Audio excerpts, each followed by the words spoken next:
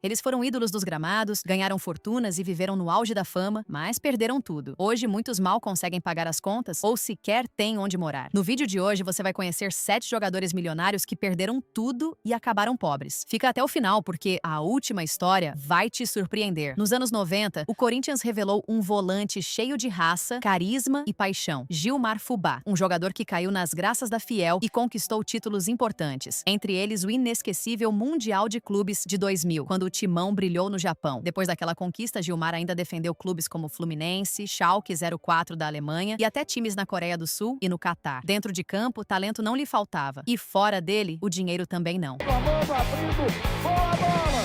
Chegando, Gilmar, afunda!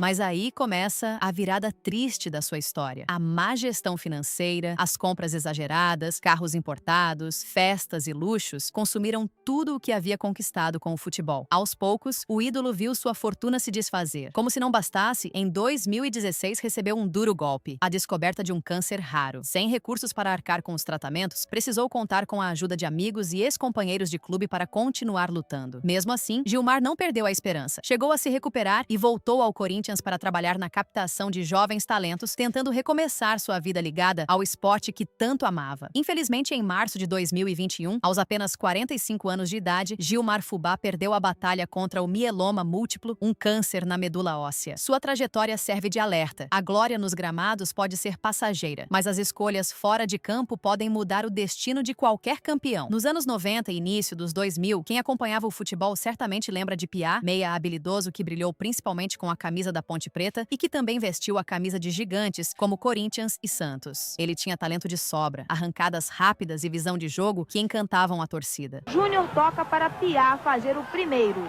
Mas se dentro de campo Piá parecia ter tudo para construir uma carreira sólida, fora dele sua vida tomou rumos bem diferentes. Envolvido em polêmicas, o ex-jogador passou a aparecer nos noticiários não por gols, mas por problemas com a justiça. Ao longo dos anos, foi acusado e chegou a ser preso diversas vezes por envolvimento com furtos de caixas eletrônicos, algo que chocou os fãs de futebol que se lembravam de sua habilidade em campo. No auge da carreira, Piá recebia salários que giravam em torno de 40 mil a 60 mil reais por mês, uma quantia que, se bem administrada, poderia ter lhe garantido tranquilidade financeira para a vida toda. Mas a falta de planejamento, aliada às más escolhas, fez com que tudo fosse embora rapidamente. Hoje, longe da fama e do dinheiro, Piá tenta reconstruir sua vida. Vive de forma muito mais simples, e sua trajetória serve como um alerta de como uma carreira promissora pode se perder em questão de escolhas fora das 4 linhas. Nos anos 70, o lateral esquerdo Marco Antônio era um dos grandes nomes do futebol brasileiro. Revelado pelo Fluminense, fez parte da histórica seleção de 1970 que conquistou a Copa do Mundo no México. Era conhecido pela técnica refinada e pela regularidade em campo, sendo considerado um dos melhores da sua posição naquele período. Jogou também por clubes como Vasco, Bangu e Botafogo, além de acumular convocações para a seleção. Com tantos títulos e prestígio, parecia ter a vida financeira garantida. Estima-se que, no auge, os salários de jogadores como ele pudessem equivaler a dezenas de milhares de reais em valores atualizados, principalmente em grandes clubes como o Fluminense e o Vasco. Mas, com o passar dos anos, Marco Antônio viu sua realidade mudar drasticamente. Sem planejamento financeiro e com dificuldades após a aposentadoria, o ex-craque enfrentou sérios problemas econômicos. Reportagens revelaram que ele chegou a viver em condições muito humildes, dependendo da ajuda de amigos e de ex-companheiros de futebol para se manter. A história dele é mais uma prova de que a fama e a glória dentro de campo não garantem estabilidade fora dele. Mesmo quem já ergueu a taça mais cobiçada do futebol mundial pode acabar enfrentando a dura realidade do esquecimento e da pobreza. Poucos jogadores viveram uma história tão dramática quanto a de Perivaldo, lateral direito que brilhou no Botafogo, passou por clubes como Bahia, Palmeiras e São Paulo e até foi convocado para a seleção brasileira nos anos 80. Olha, na penetração, pode sair o gol do empate, Valdir Pérez.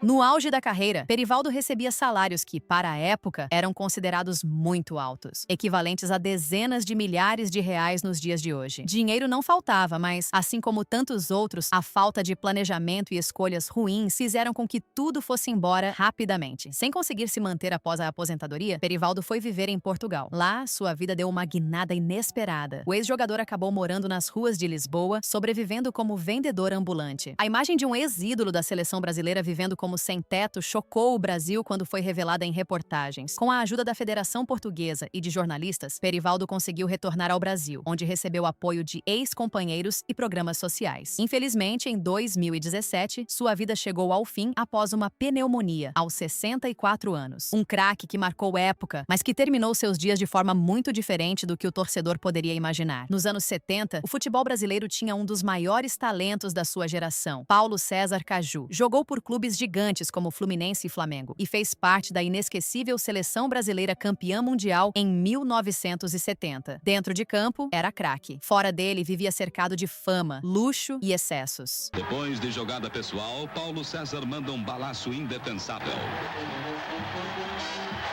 Mas sua vida também foi marcada por escolhas dolorosas. Paulo César mergulhou nas drogas e viu sua fortuna desaparecer. Ele chegou a perder 4 imóveis e, em um dos episódios mais tristes da sua trajetória, precisou vender a própria medalha de campeão do mundo. Estima-se que o vício tenha lhe custado mais de 10 milhões de reais ao longo da vida. Apesar da queda, Paulo César conseguiu dar a volta por cima. Hoje, aos 75 anos, ele atua como colunista, palestrante e comentarista, usando sua própria história como exemplo de superação. De ídolo à vítima dos excessos, sua vida é um retrato do quanto o talento pode ser destruído pelas drogas, mas também de como é possível recomeçar. Nos anos 70 e 80, um dos atacantes mais talentosos e carismáticos do Brasil era Jorge Mendonça. Vestiu a camisa de clubes como Palmeiras, Guarani e Vasco, além de ter disputado a Copa do Mundo de 1978 pela seleção brasileira. Dentro de campo, era goleador nato, dono de um estilo vibrante que conquistava torcidas. Vai fazer o cruzamento, a bola passou, Jorge Mendonça de cabeça. Mas, fora dos gramados, Jorge Mendonça enfrentou sérios problemas. Depois de uma carreira de sucesso, teve dificuldades para se adaptar à vida sem o futebol. Envolveu-se com álcool, passou por crises financeiras e chegou a viver momentos de grande aperto. Apesar de ter movimentado bons salários no auge da carreira, não conseguiu manter o patrimônio e acabou vivendo de forma muito mais simples, dependendo da ajuda de amigos e ex-companheiros. Em 2006, aos 51 anos, Jorge Mendonça faleceu vítima de um ataque cardíaco, deixando uma legião de fãs que se lembram com carinho de seus gols e de sua alegria dentro de campo. Fechando nossa lista está um nome que marcou época no futebol nordestino. Clodoaldo, ídolo do Ceará, também passou pelo Fortaleza e ficou famoso pelos gols decisivos em clássicos e pelo jeito irreverente dentro de campo. Clodoaldo fez bonito e com categoria acima do goleiro.